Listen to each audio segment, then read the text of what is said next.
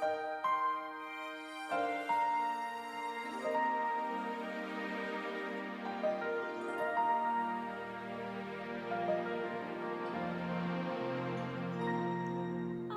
the one who can make the difference. Yes, I will make the difference. Against all odds, I can live to share my love with others. Yes, I'll make the difference. I'll make it. Take my hand as we make this journey across the land.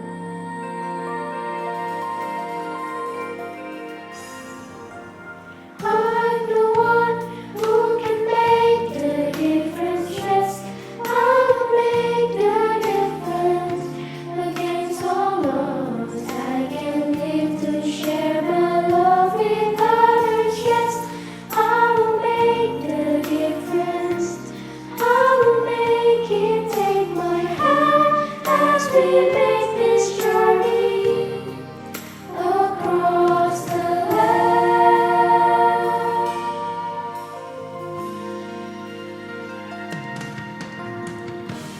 I had the courage to keep going on.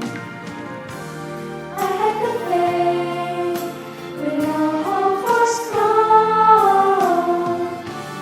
I had the strength to keep holding on. I can make the difference. I can make the difference. I can make the difference. Yes, I can. 'Cause I'm the one who can make the difference. Yes, I will make the difference. Against all odds, I can live to share my love with others. Yes, I will make the difference.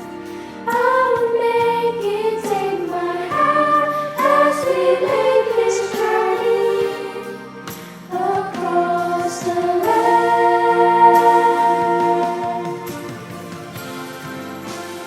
We are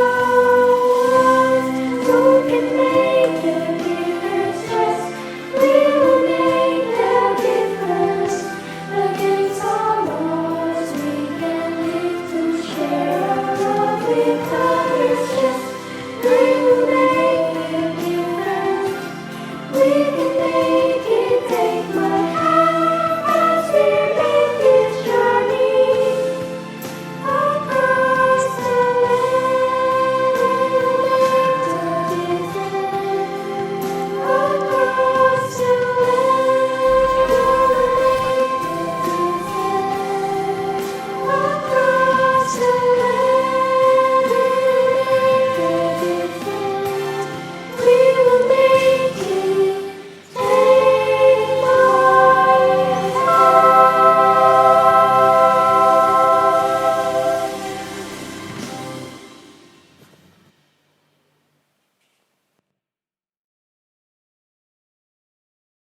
Saudara-saudara kasih, mari kita sebelum membaca dan merenungkan firman Tuhan, kita mohon tuntunan Tuhan di dalam doa. Mari kita berdoa. Bapa di dalam surga, kami sungguh menyadari ketidakmampuan kami dalam melakukan kehendak-Mu pada kehidupan sehari-hari kami.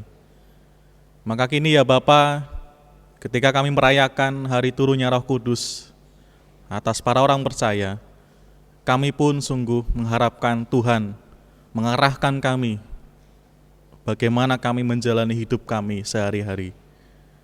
Melalui sabda firman yang akan kami renungkan, kiranya Tuhan menuntun langkah hidup kami, serta mampukan kami di dalam kehidupan sehari-hari untuk bisa menjadi pelaku firman Tuhan. Hamba-Mu yang akan menyampaikan sabda-Mu, mohon Tuhan yang memampukan, memperlengkapi dan melayakkan. Di dalam Kristus Yesus kami berdoa. Amin. Saudara-saudara terkasih, firman Tuhan yang akan kita renungkan pada ibadah Pentakosta pagi hari ini diambil dari surat 1 Korintus 12 ayat yang pertama sampai ke 13.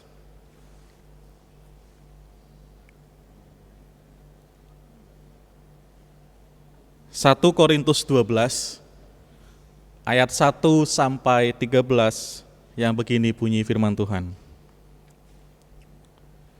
Rupa-rupa karunia tetapi satu roh. Sekarang tentang karunia-karunia roh, aku mau, saudara-saudara, supaya kamu mengetahui kebenarannya. Kamu tahu bahwa pada waktu kamu masih belum mengenal Allah, kamu tanpa berpikir ditarik kepada berhala-berhala yang bisu. Karena itu aku mau meyakinkan kamu bahwa tidak ada seorang pun yang berkata-kata oleh Roh Allah dapat berkata, terkutuklah Yesus. Dan tidak ada seorang pun yang dapat mengaku Yesus adalah Tuhan selain oleh Roh Kudus. Ada rupa-rupa karunia tetapi satu roh. Dan ada rupa-rupa pelayanan tetapi satu Tuhan. Dan ada berbagai-bagai perbuatan ajaib, tetapi Allah adalah satu yang mengerjakan semuanya dalam semua orang. Tetapi kepada tiap-tiap orang dikaruniakan penyataan roh untuk kepentingan bersama. Sebab kepada yang seorang roh memberikan karunia untuk berkata-kata dengan hikmat, dan kepada yang lain roh yang sama memberikan karunia berkata-kata dengan pengetahuan. Kepada yang seorang roh yang sama memberikan iman, dan kepada yang lain ia memberikan karunia untuk menyembuhkan. Kepada yang seorang roh memberikan kuasa untuk mengadakan mujizat, dan kepada yang lain ia memberikan karunia untuk bernubuat. Dan kepada yang lain lagi ia memberikan karunia untuk membedakan bermacam-macam roh. Kepada yang seorang ia memberikan karunia untuk berkata-kata dengan bahasa roh, dan kepada yang lain ia memberikan karunia untuk menafsirkan bahasa roh itu. Tetapi semuanya ini dikerjakan oleh roh yang satu dan yang sama, yang memberikan karunia kepada tiap-tiap orang secara khusus, seperti yang dikehendakinya. Karena sama seperti tubuh itu satu, dan anggota-anggotanya banyak, dan segala anggota itu sekalipun banyak merupakan satu tubuh. Demikian pula Kristus. Sebab dalam satu roh kita semua, baik orang Yahudi maupun orang Yunani, baik budak maupun orang merdeka, telah dibaptis menjadi satu tubuh, dan kita semua diberi minum dari satu roh. Demikianlah firman Tuhan, berbahagialah kita yang mendengarkan firman Tuhan dan yang melaksanakannya dalam kehidupan sehari-hari. Haleluya.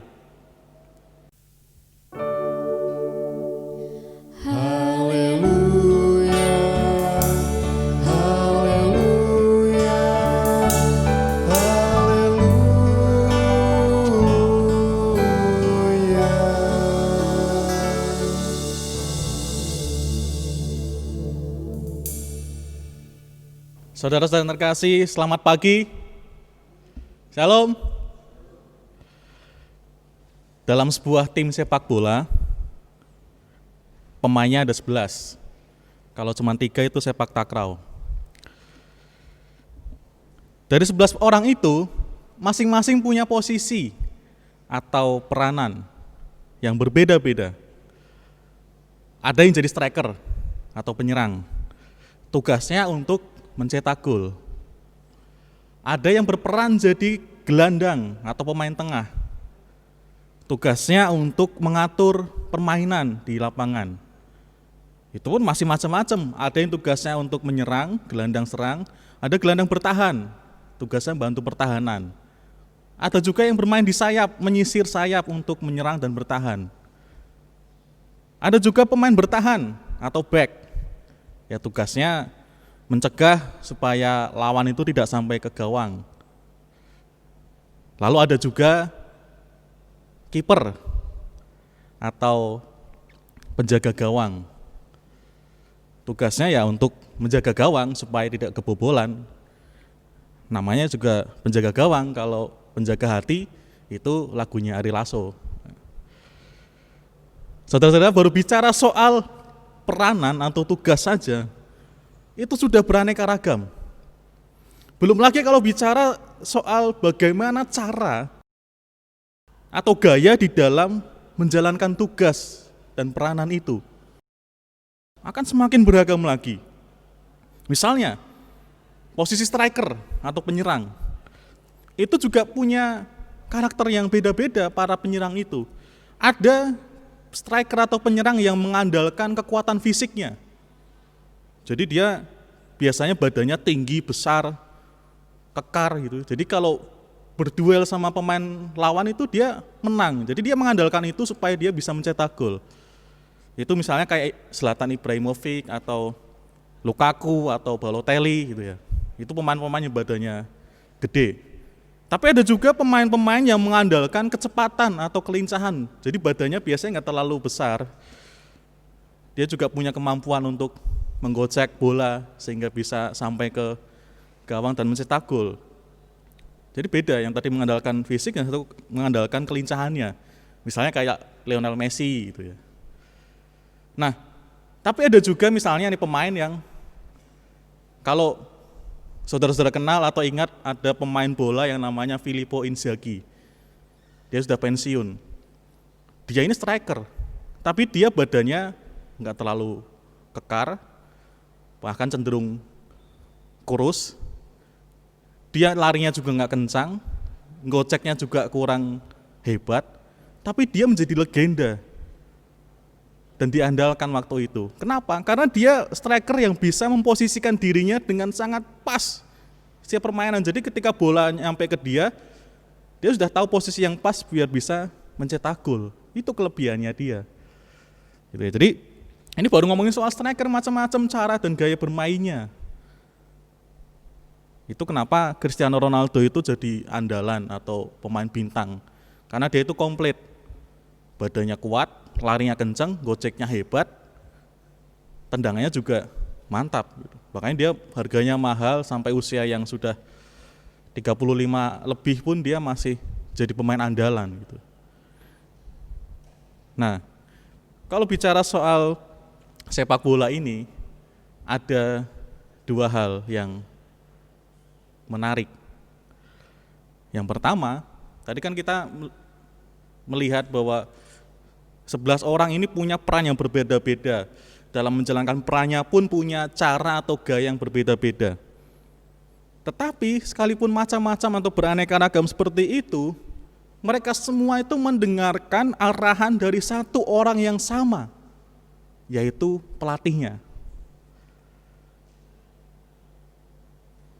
Posisi yang bermacam-macam, cara yang bermacam-macam, gaya dan karakter berbeda-beda, itu mendengarkan arahan dari satu orang yang sama, yaitu pelatihnya. Pelatihlah yang akan menentukan taktiknya atau strateginya, gaya bermainnya mau seperti apa, menentukan kapan harus bertahan, kapan harus menyerang. Jadi para pemain itu akan mengikuti arahan dari sang pelatih ini supaya mencapai tujuannya, yaitu bisa menang dalam pertandingan itu.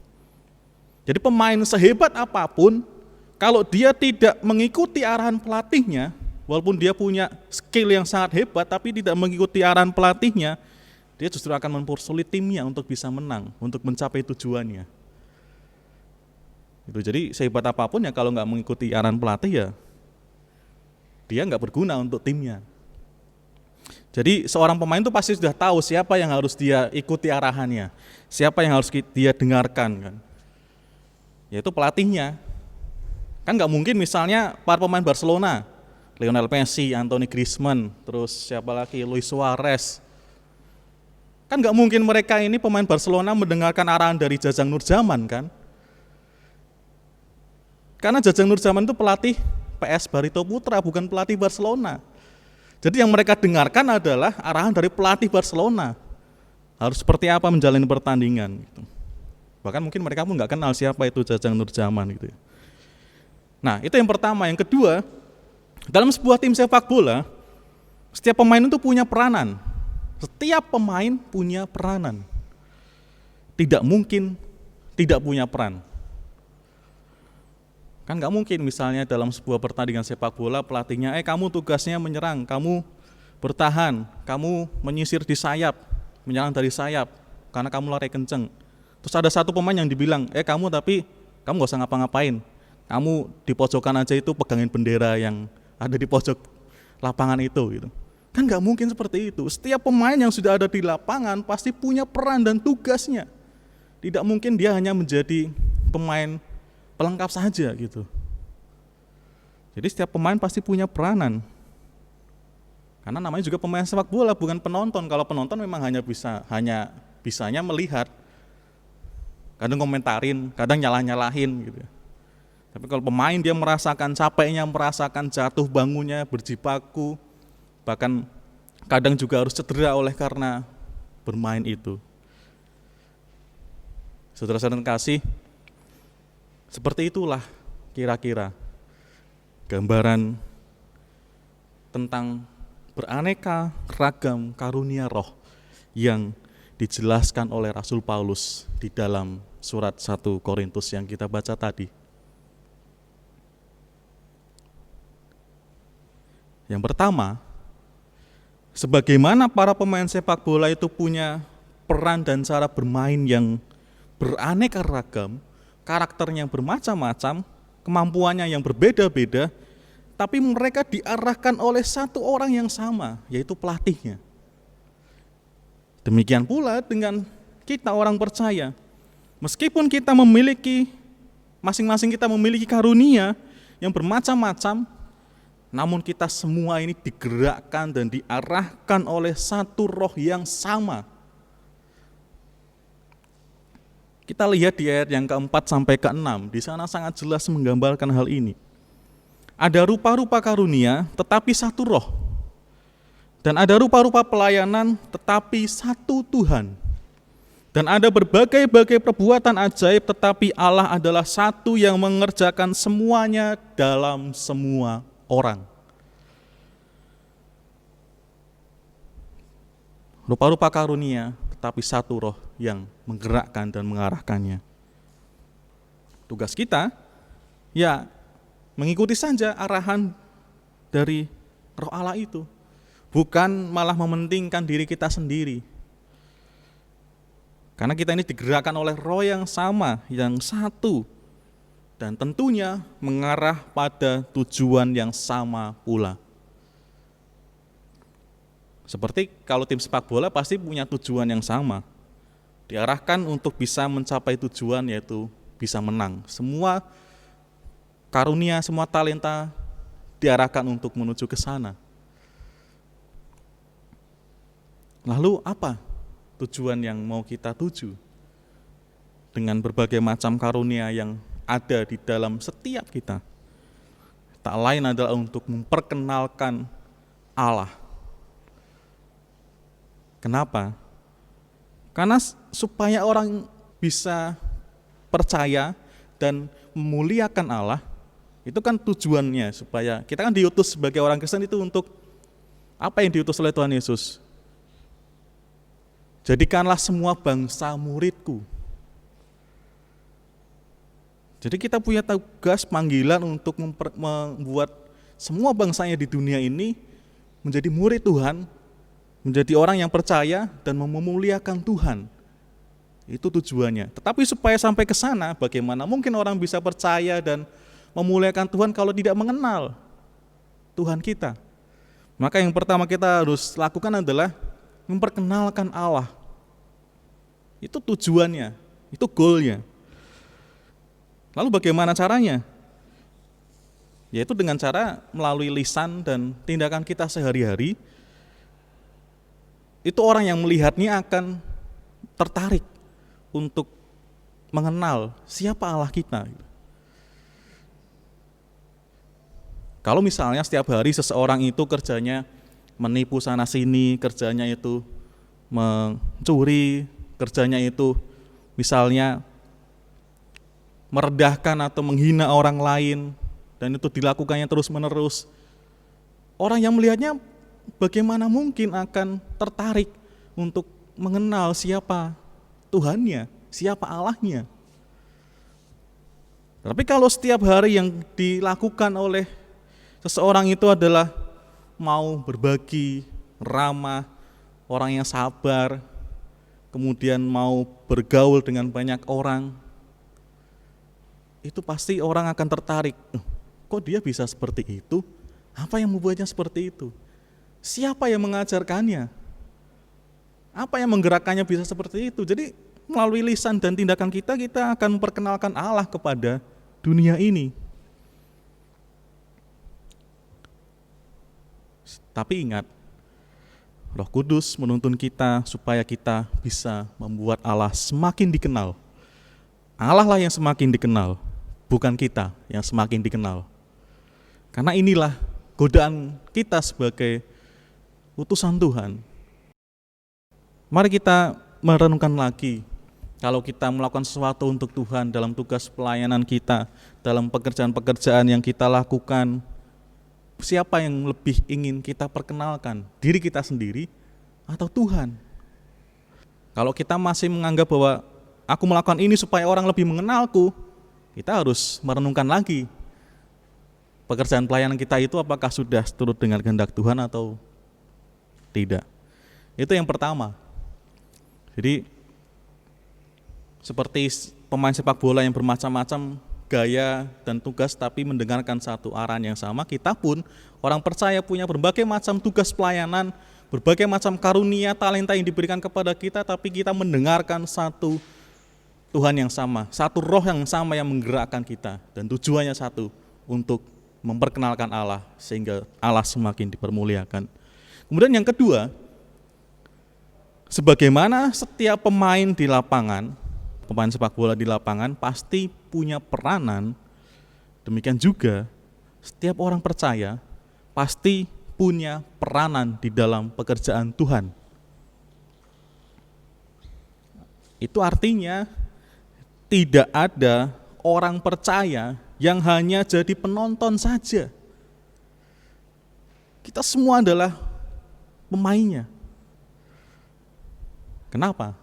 Mari kita lihat di dalam bacaan kita di ayatnya yang ketiga. Di sana dikatakan, tidak ada seorang pun yang berkata-kata oleh Roh Allah dapat berkata, terkutuklah Yesus. Dan tidak ada seorang pun yang dapat mengaku Yesus adalah Tuhan, selain oleh Roh Kudus. Tidak ada orang yang digerakkan oleh Roh Kudus kemudian dia menghujat Tuhan Yesus. Dan sebaliknya, setiap orang yang mengaku bahwa Yesus adalah Tuhan, dia pasti digerakkan oleh Roh Kudus. Jadi itu artinya Roh Kudus itu pasti menuntun setiap orang yang percaya dan mengaku bahwa Yesus adalah Tuhan dan Juru Selamat. Atau dengan kata lain, setiap orang yang percaya kepada Tuhan Yesus sudah pasti disertai oleh Roh Kudus. Karena terkadang ada yang merasa, orang percaya atau orang Kristen yang merasa, aku udah jadi Kristen, tapi kok aku merasa gak punya pengalaman iman. Aku udah dibaptis, aku udah menjadi orang percaya, tapi kok aku kayak gak bisa merasakan kehadiran Roh Kudus. Kayaknya aku ini tidak disertai oleh Roh Kudus dan seterusnya. Saudara-saudara, firman Tuhan hari ini mengingatkan kita, selama kita masih percaya dan mengaku bahwa Tuhan Yesus adalah Juru Selamat kita, sudah bisa dipastikan Roh Kudus itu bekerja dan ada di dalam hidup kita. Karena tidak mungkin kita menjadi percaya tanpa penyertaan Roh Kudus. Meski mungkin saat ini kita masih belum mampu merasakan dan menyadarinya, tapi yang pasti Roh Kudus ada dalam hidup setiap orang percaya. Lalu apa konsekuensinya kalau Roh Kudus itu ada dalam setiap kita? Kita lihat di ayatnya yang ke-11. Tetapi semuanya ini dikerjakan oleh Roh yang satu dan yang sama, yang memberikan karunia kepada tiap-tiap orang secara khusus, seperti yang dikehendakinya. Seperti yang dikehendakinya. Kepada tiap-tiap kita, masing-masing pribadi, Tuhan menghendaki kita mengerjakan pekerjaan Tuhan. Itulah konsekuensi yang harus ditanggung oleh orang percaya. Karena untuk itulah Roh Kudus turun di hari Pentakosta, yaitu untuk menyertai setiap orang percaya, setiap pengikut Kristus untuk mengerjakan tugas panggilannya. Bukan hanya untuk menjadi penikmat, bukan hanya untuk menjadi penonton, tetapi untuk menjadi pemain, menjadi utusan yang mau mengerjakan bagiannya dalam pekerjaan Tuhan. Kita bisa merefleksikan dalam kehidupan kita. Kita bisa membaca atau mengindikasi dalam diri kita. Sudahkah kita ini mau dituntun oleh Roh Kudus? Saudara-saudara, kita meyakini bahwa setiap gereja, apapun denominasinya, apapun sinodenya, apapun alirannya, itu tidaklah sempurna. Sinode GKJ meyakini hal itu. Karena apa? Karena dalam diri gereja selalu ada cedera manusiawi, keterbatasan manusia yang ada di dalamnya. Jadi pasti gereja itu pasti punya kelemahan. Nah, indikasinya apa? Bahwa kita ini menyadari bahwa kita ini mau menjadi pemain atau pekerja bagi Tuhan. Kalau di dalam persekutuan kita melihat ada hal-hal yang menurut kita kurang baik atau kurang maksimal, kita akan tergerak untuk ikut terlibat dan berperan. Kita akan mau ikut juga merasakan capeknya mengurusi itu. Kita mau juga merasakan sakitnya karena mengurusi itu. Kadang merasakan senangnya juga, seperti pemain bola, karena mereka bermain, mereka capek, mereka merasakan sakit, kadang harus cedera. Tapi kalau menang ya mereka senang. Tapi yang jelas, bagi setiap orang yang mau tergerak itu mereka mau ikut terlibat dan bermain di dalam pertandingan itu. Bukan malah menghindar atau menjauh atau malah mencari kepuasan di tempat lain. Di gerejaku ini musiknya nggak semangat. Pendetanya khotbahnya lama sekali. Ibadahnya bikin ngantuk dan seterusnya. Mendingan di gereja yang ini, musiknya keren, ibadahnya keren, pendetanya juga khotbahnya keren.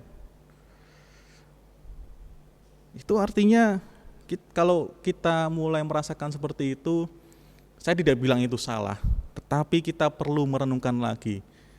Kita ini menjadi orang Kristen yang sekedar menonton atau mau ikut menjadi pemain juga? Sekedar menjadi penikmat atau mau ikut ambil bagian dan berperan di dalam pekerjaan Tuhan? Maka kalau kita melihat ada hal-hal yang perlu ditingkatkan, mari kita ikut terlibat. Wah, aku bisa nih ikut ngurusin di tim musik. Aku mau belajar musik lagi lebih giat supaya ini musiknya menjadi lebih baik, misalnya seperti itu. Jadi kalau kita digerakkan oleh Roh Kudus, kita pasti mau terlibat. Walaupun kita merasakan capek, walaupun kita merasakan berkeringat oleh karena kelelahan, bahkan kita harus cedera dan terluka oleh karena pekerjaan itu. Tapi kita mau menjadi pemain, bukan sekedar penonton atau penikmat. Ingat saudara-saudara yang dikasihi Tuhan, bahwa Pentakosta yang terjadi 2000 tahun yang lalu itu menggerakkan para murid dan orang percaya untuk menjadi orang yang berkarya untuk pekerjaan Tuhan.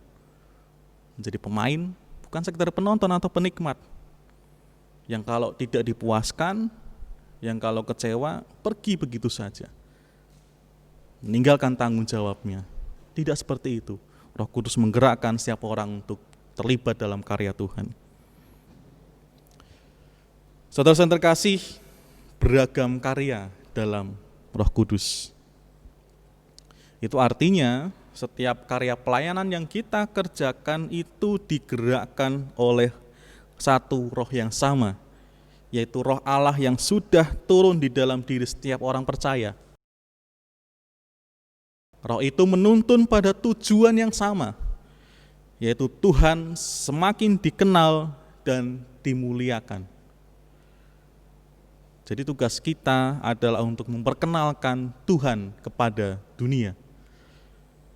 Biarlah ketika hari ini kita merayakan Pentakosta, hari turunnya Roh Kudus, kita pun menyadari kembali bahwa Roh Kudus itu turun dengan tujuan untuk memampukan dan memperlengkapi setiap orang percaya untuk bisa mengerjakan tugas panggilannya di dunia ini. Jadi mari kita kerjakan karya pelayanan kita masing-masing yang sudah dipercayakan buat kita. Sekecil, sesederhana apapun, sebiasa apapun, kalau kita mau melakukannya untuk Tuhan, Tuhan pasti akan melihatnya. Dan jangan pernah merasa bahwa kita tidak punya bagian apa-apa dalam pekerjaan Tuhan. Ingat, seperti pemain bola yang masing-masing punya tugas peranannya, maka kita pun sebagai orang percaya, sekecil dan sederhana apapun, kita punya tugas panggilan untuk kita kerjakan.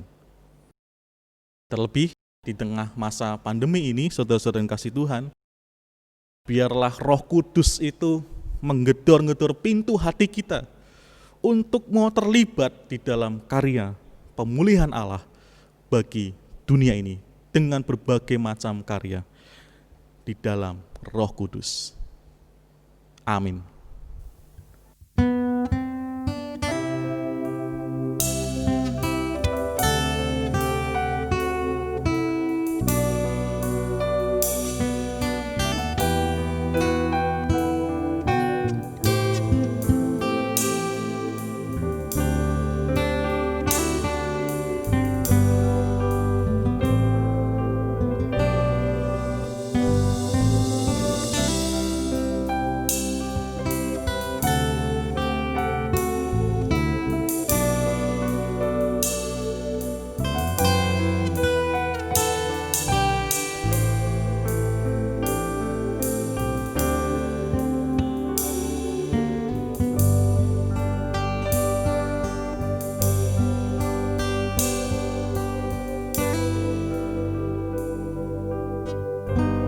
Mari kita menaikkan syafaat kita kepada Tuhan di dalam doa. Mari kita berdoa.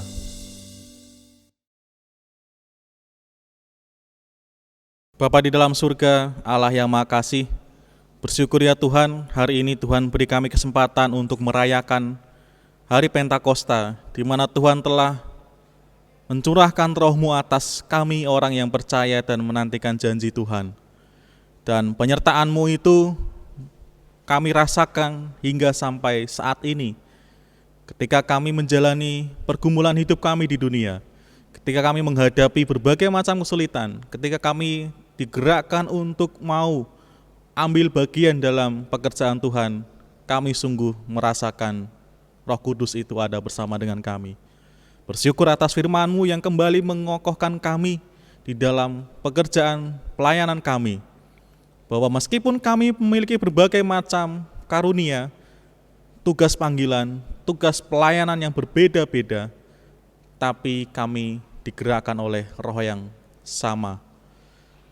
Dan setiap kami pun Tuhan sertai tanpa terkecuali.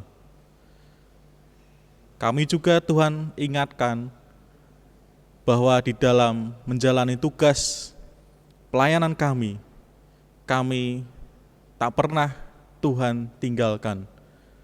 Namun kami tetap Tuhan mampukan untuk fokus pada tujuan utama hidup kami, yaitu memuliakan nama Tuhan. Kiranya kami terus ingat akan perenungan kami hari ini, dan kami dikuatkan dalam menjalani hidup kami. Ya Bapa, saat ini kami membawa di dalam doa kepadamu, tak pernah kami lelah berhenti memohon kepadamu ya Bapa, bagi dunia ini yang tengah bersama-sama berjuang melawan pandemi virus corona. Ya Tuhan, berkatilah kami semua, berkatilah para pemimpin bangsa, terkhusus bangsa Indonesia, berkati para pemerintahan kami ya Tuhan. Kami menyadari mereka juga manusia yang terbatas seperti kami. Namun ya Bapa, kami sungguh memohon pertolongan Tuhan, supaya mereka benar-benar berusaha untuk membuat kebijakan-kebijakan yang mementingkan kepentingan manusia, bukan hanya kepentingan yang lainnya. tolonglah mereka, berikanlah hikmat-Mu kepada mereka untuk bisa memilih kebijakan yang sungguh membuat kami bisa lepas dari situasi yang sulit ini. Kami juga berdoa kepada-Mu bagi saudara-saudara kami yang berkarya dan melayani di rumah sakit, tenaga medis, dan juga pekerja-pekerja yang lain yang berdekatan dengan para pasien corona ini ya Tuhan. Apapun yang mereka kerjakan di tengah rumah sakit itu, Tuhan kiranya berkenan menjaga dan melindungi mereka. Jauhkanlah mereka dari tertular virus corona ini. Kami juga berdoa ya Bapa, bagi para pasien yang terpapar virus ini, Tuhan sendirilah yang hadir dan memulihkan mereka, menemani mereka dalam kesendirian dan kesesakan mereka. Ya Bapa, bagi keluarganya, kiranya Tuhan terus sertai dan terus tumbuhkanlah pengharapan dan sukacita dalam hati mereka.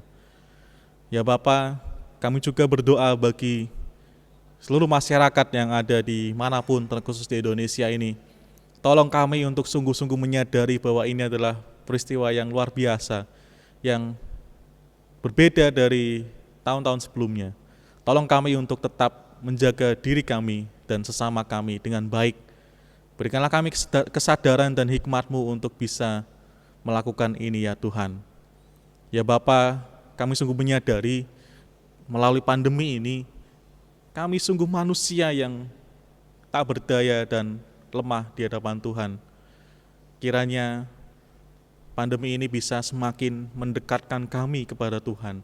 Karena kami sungguh menyadari kami tak mampu lepas dari situasi yang sulit ini tanpa Tuhan yang menolong kami. Tolong kami supaya kami bisa tetap berpengharapan hanya kepada Tuhan. Ya Bapa yang makasih, kami juga berdoa bagi gereja-Mu dimanapun berada, terkhusus bagi gereja Tuhan di GKJ Pondok Gede ini.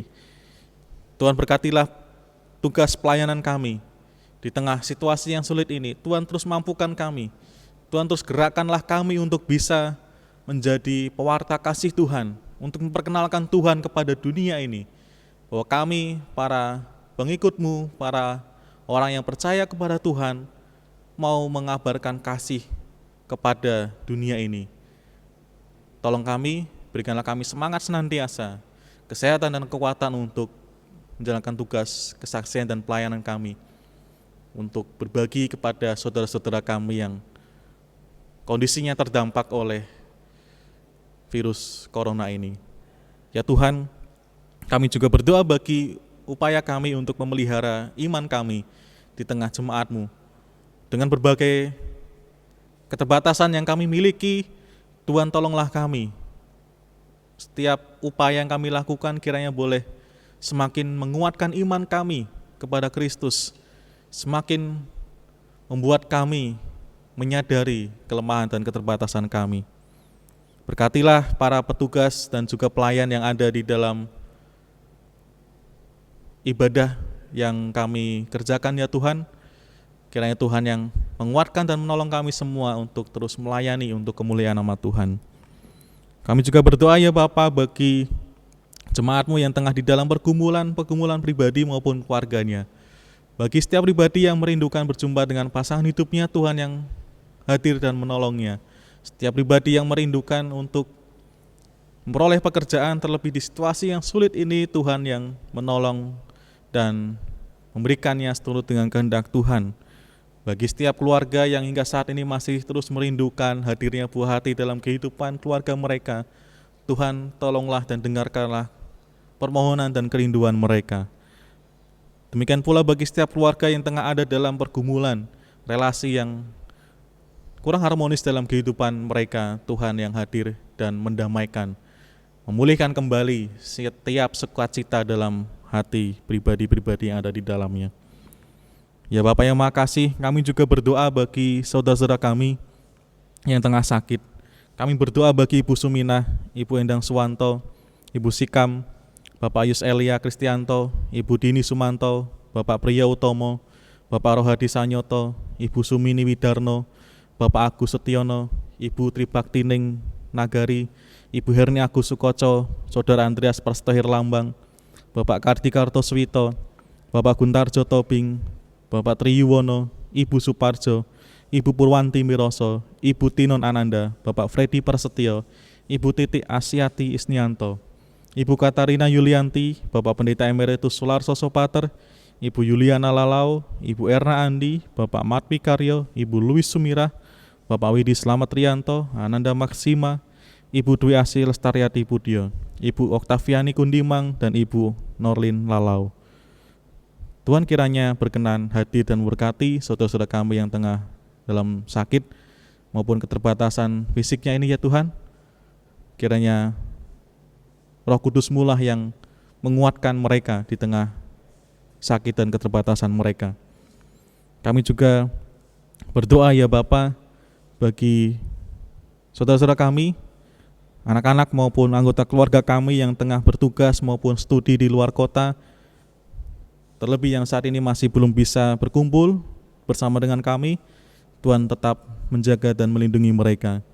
Kami juga berdoa bagi anak-anak kami yang kini yang masih bersekolah di tengah situasi pandemi ini, belajar dari rumah.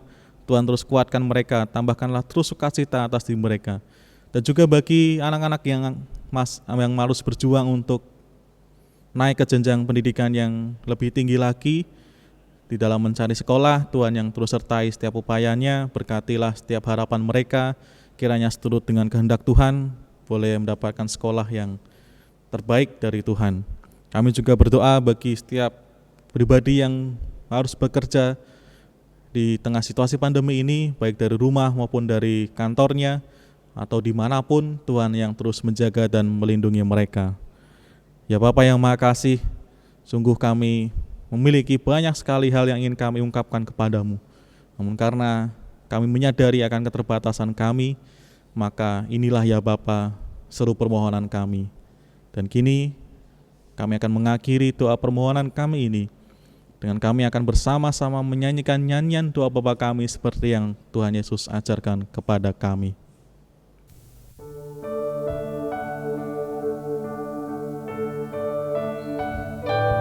Bapa kami yang ada di surga, dikuduskanlah nama-Mu, datanglah kerajaan-Mu, jadilah kehendak-Mu di bumi seperti di surga. Beri kami hari ini makanan yang secukupnya, ampuni salah kami seperti kami ampuni yang bersalah pada kami. Jangan bawa kami dalam pencobaan, melainkan lepaskan kami dari yang jahat. Kaulah yang punya kerajaan dan kuasa dan kemuliaan sampai selama-lamanya.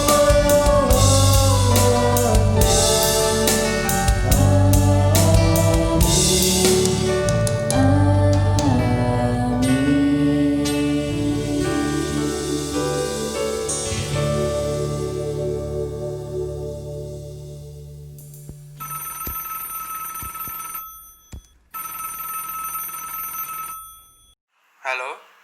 Halo Ocha, kamu sudah kirim dokumennya? Iya Ibu Sharon, saya sudah kirim dokumennya. Kok saya cek tidak ada? Tadi jam 8 pagi saya sudah kirim Bu, dokumen A nomor 5. Kalau dokumen yang itu saya sudah terima. Dokumen A nomor 6-nya mana? Maaf Bu, Ibu baru tugaskan saya 30 menit yang lalu. Mana bisa selesai dalam waktu setengah jam.